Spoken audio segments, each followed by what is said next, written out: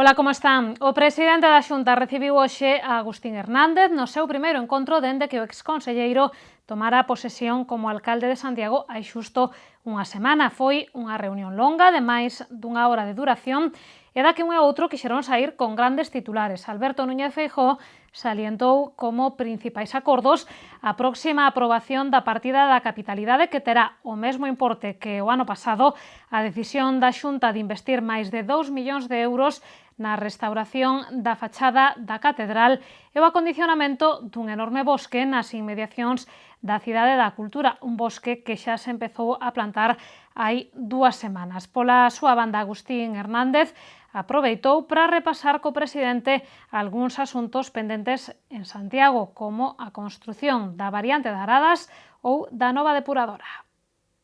Foi a primeira reunión que solicitou Agustín Hernández tras chegar á alcaldía e non pasou máis dunha semana sen que o presidente da Xunta fixera un oco na súa axenda.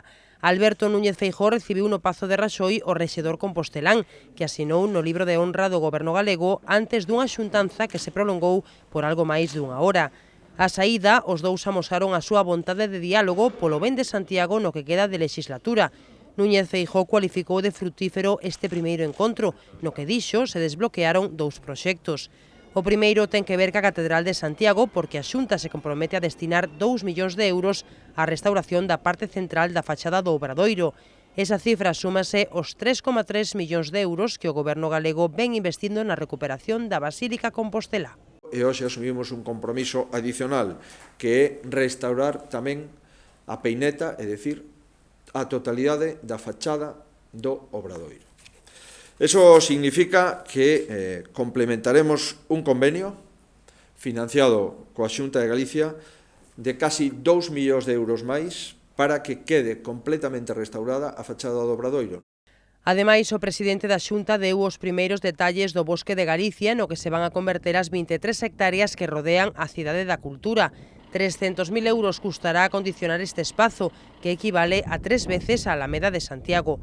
Núñez Feijóo explicou que o proxecto se presentará polo miúdo nos próximos días, se ben as plantacións xa comezaron. Se trata en avanzar na integración entre a Cidade da Cultura e a Cidade de Santiago a través de escaleiras de acceso, o complexo e sendas peonís.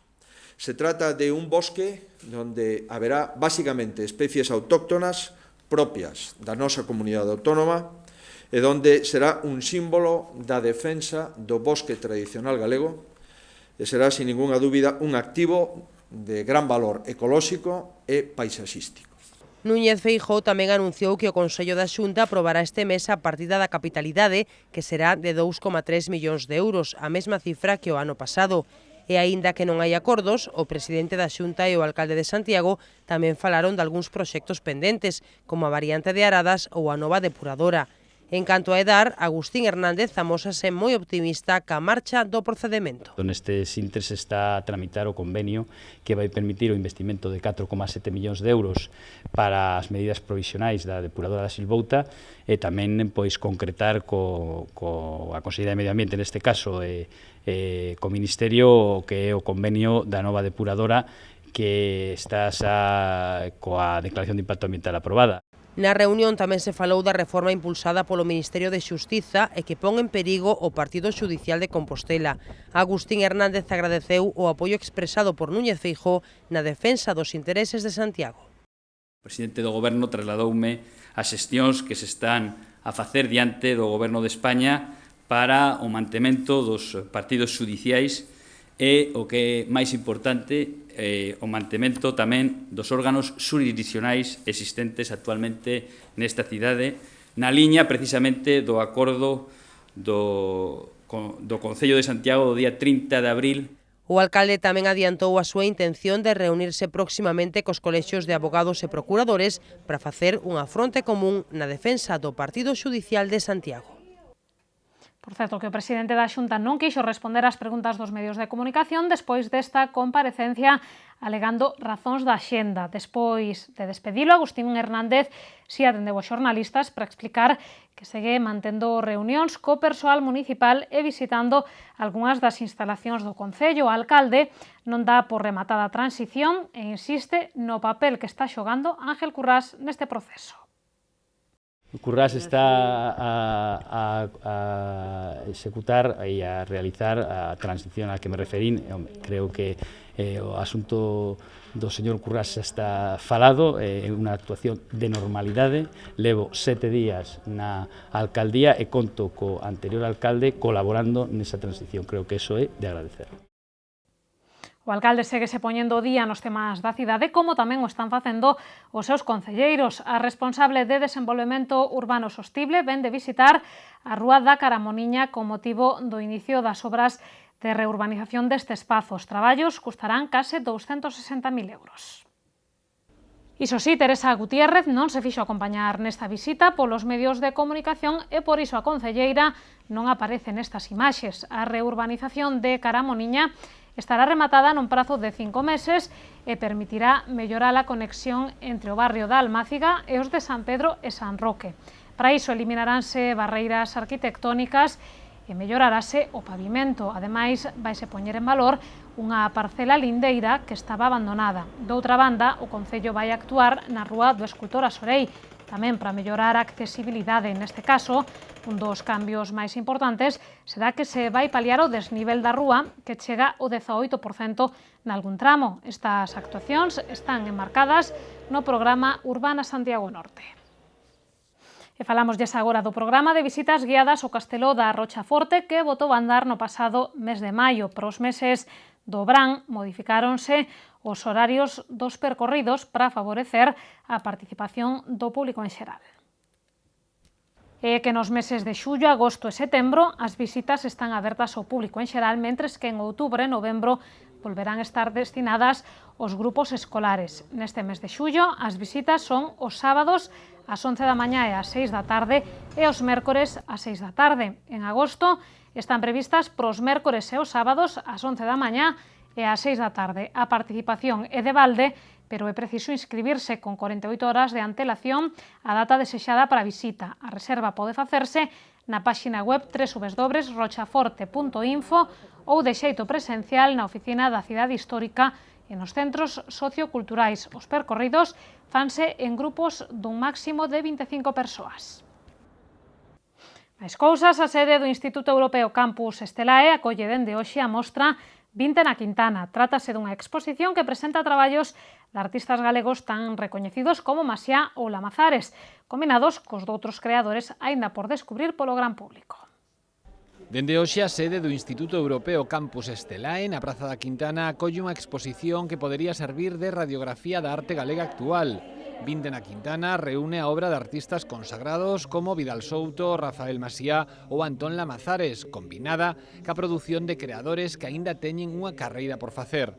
20 na Quintana é un proxecto variado e accesible, algo buscado pola ubicación do espazo que alberga a mostra. Este é un espacio que está aberto a moitísima xente de moitos países, de moitas culturas, de moitas formas de gusto estético diferente. Entonces tamén nos planteamos que fora unha exposición moi variada, con distintos estilos e con distintas técnicas. Precisamente por eso, porque o público que esperamos é un público variado. Para os organizadores de 20 na Quintana, a arte hai que admirala, pero tamén foi creada para mercala. Pensamos que o arte, indudablemente, hai que contemplalo, hai que admiralo, pero tamén hai que adquirilo. Entonces, esta é unha exposición tamén orientada a vender. A que o artista poida vender a súa obra e dala a coñecer primeiramente, e despois tamén vender. Dende o principio, o obxectivo de 20 na Quintana foi chegar ao público, xa sexa cas sensacións que nos transmiten as pezas ou porque grazas aos axustados prezos de algunha obra nos podemos iniciar no elegante mundo do coleccionismo. Fixemos tamén unha selección de traer unhas obras de pequeno formato, grabado, a partir de 60 euros, precisamente para que todo o mundo se poida adquirir unha obra de arte e, sobre todo, se poida iniciar, se non está iniciado, no coleccionismo da arte. 20 na Quintana poderase visitar de 9 da mañá a 9 da noite ata o vindeiro 27 de xullo. E invitámolos tamén a chegarse ao espazo de arte do Grupo Correo Gallego, que dende onte acolle unha nova exposición. O protagonista é o pintor dominicano Iván Tobar, que é retratado polo fotógrafo Luis Gabú. A mostra que se pode ver no espazo de arte do Grupo Correo Gallego completa homenaxe que a Fundación Granel lle está rendendo a Iván Tobar cunha antolóxica das súas pinturas. Nesta exposición, o artista dominicano de maior renome internacional ponse diante da cámara de Luis Gabú, coincidindo ca súa viaxe á República Dominicana para realizar un proxecto sobre o vudú. Era a primeira vez que Tobar se deixaba fotografar en 20 anos, porque é unha persoa moi hermética que vive só nunha zona montañosa.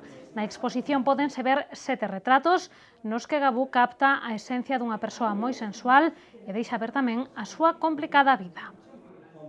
Pois ademais destas ideas, hai outras cousas que poden facer en Compostela no seu tempo libre. Achegámoslles máis suxestións na nosa axenda cultural.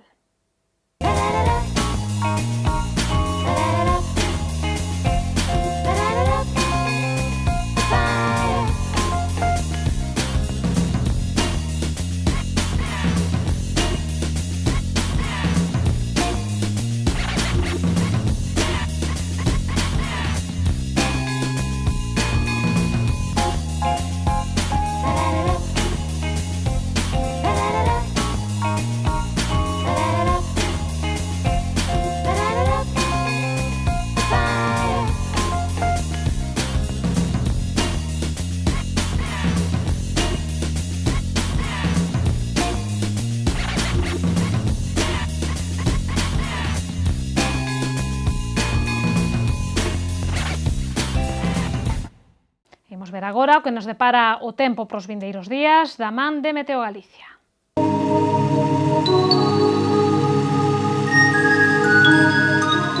Pedras de Santiago ofrécelle a información do tempo.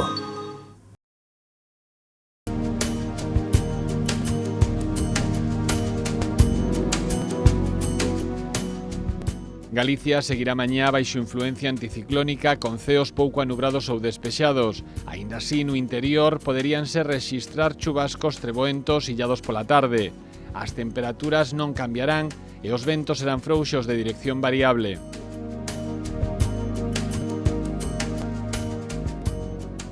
A combinación entre aire frío nas capas altas da atmósfera e aire húmido fará que nos xoves teñamos ceos moi anubrados no oeste de Galicia con posibles chuvias febles.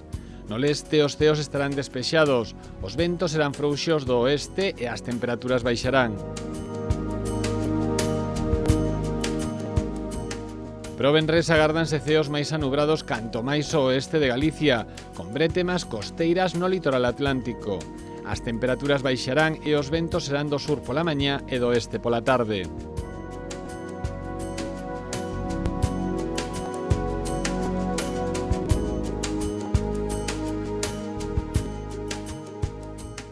Mañá en Santiago teremos ceos con alternancia de nubes e claros pola mañá e despexados pola tarde. Os ventos serán frouxos de dirección variable e as temperaturas oscilarán entre unha mínima de 15 graus e unha máxima de 29. Nos xoves, os ceos alternarán nubes e claros e os ventos serán frouxos do sur pola mañá e moderados do suroeste pola tarde. As temperaturas baixarán de xeito considerable, quedando unha mínima de 13 graus e unha máxima de 23.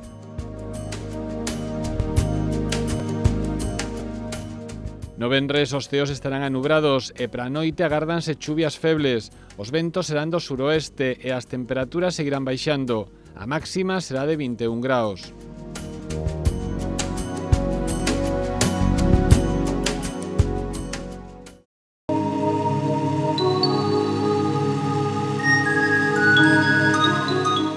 Pedras de Santiago ofreceulle a información do tempo. Pois isto foi todo, non se movan que regresamos de contado co preguntoiro. Hoxe conversamos co novo voceiro do Grupo Municipal do PP, con Alejandro Sánchez Brunete.